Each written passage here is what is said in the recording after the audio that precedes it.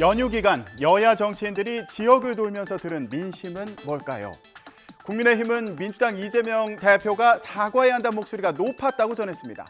이 대표 단식과 체포동의안 처리, 영장 심사 등으로 국회가 마비돼서 민생을 못 챙겼다는 비판이 있다는 겁니다. 반대로 민주당은 윤석열 정부와 국민의힘의 한숨만 나오는 게 민심이라고 맞섰습니다. 정부가 검찰에 의존해서 야당 죽이기에만 몰두하면서 오히려 민생을 제대로 안 챙긴다는 겁니다. 양측의 얘기를 들어보시죠. 이재명 대표는 본인의 신상 문제로 국회를 공전에 빠뜨린 데 대해 사과부터 했어야 한다는 것이 이번 추석에 접한 민심이었습니다. 이재명 대표가 사과 한마디 없이 뜬금없이 민생영수회담을 들고 나온 것은 사실상 민생에 관심이 있어서가 아니라 대통령과의 만남을 통해 본인의 정치적 위상을 회복하려는 정략적 의도로 보인다는 것이 국민 다수의 시각입니다. 이번 추석 민심은 한마디로 윤석열 정부와 여당은 한심하고 경제와 민생 위기로 국민은 한숨만 나온다는 것입니다.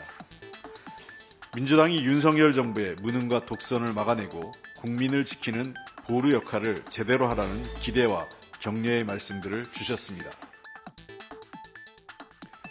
여야는 이제 일주일 앞으로 다가온 강서구청장 보궐선거에도 사활을 걸었습니다. 국민의힘은 이번 선거에서 민주당이 이기면 기고만장해서 계속 정부의 발목을 잡을 거라며 막아달라고 호소했습니다. 이번 선거를 이겨야 총선에서도 여당에 표를 줄 거라며 지지해달라고 외쳤습니다. 들어보시죠. 이번 강서구청장 선거는 일꾼을 뽑을 것이냐 아니면 정쟁을 하는 낙하산을 뽑을 것이냐 민생이냐 정쟁이냐의 선택의 문제라고 생각하고요.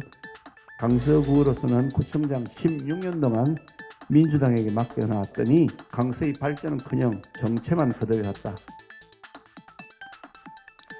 반대로 민주당은 강서구청장 보궐선거가 정부 여당 심판의 시작이라고 강조했습니다. 들어보시죠. 강서 구민들께서는 김태우 후보에 대한 대법원 유죄 판결문에 잉크가 마르기도 전에 이를 무력화시킨 대통령의 무리한 사면과 범죄자를 다시 공천하는 여당의 오만함에 분노하고 계셨습니다. 강서구에서부터 윤석열 정부와 여당에 대한 심판이 시작될 것이라고 확신합니다. 이렇게 총력전에 나선 만큼 단식 후 회복치료 중인 이재명 민주당 대표가 강서구청장 보궐선거 전에 당무에 복귀할 거란 전망도 나오고 있습니다.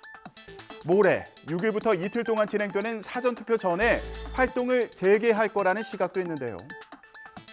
민주당은 동시에 대통령을 향해서 이 대표가 제안한 영수회담에 응하라고 거듭 요구했습니다.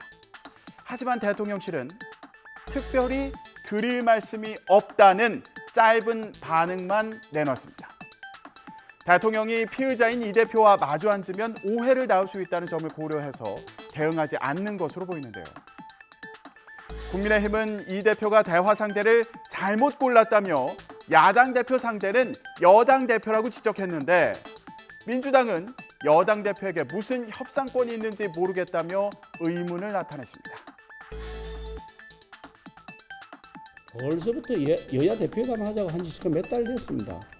대표회담을 하자 그러면 김기현이가 겁이 나는 것인지 자꾸 도망만 가시는데 뭐가 그리 두려운지 모르겠습니다. 정말 중요한 민생 문제를 국회에서 해결해야 되는데 국회에서 얘기를 안 하고 어디 엉뚱한 번제에 가서 얘기를 하시네요. 그거 엿먹고 하니까 엿먹고.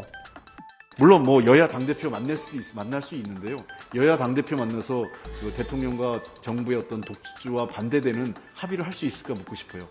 김기현 당대표께서 최소한 3명의 국무위원 후보 중에 몇 명이라도 부적격차로 지명 철회를 만들고 나오실 수 있다면 회담을 했으면 좋겠습니다. 추석 연휴를 보낸 여야는 이균용 대법원장 임명동의안 처리와 또 신원식 국방부 장관 후보자 인사청문 경과보고서 채택 여부를 두고 대립할 것으로 보입니다. 또 김행 여가부 장관 후보자의 경우에 야당은 내일 청문회를 통해서 철저히 검증하겠다고 벼르는 반면 국민의힘은 야당이 청문회 일정을 일방적으로 의결했다면서 불참을 시사했는데요. 민주당 원내 지도부 구성 이후 오늘 처음으로 인사를 나누는 여야 원내대표 사이에 긴장감이 돌 것으로 보입니다. 지금까지 전국 브리핑이었습니다.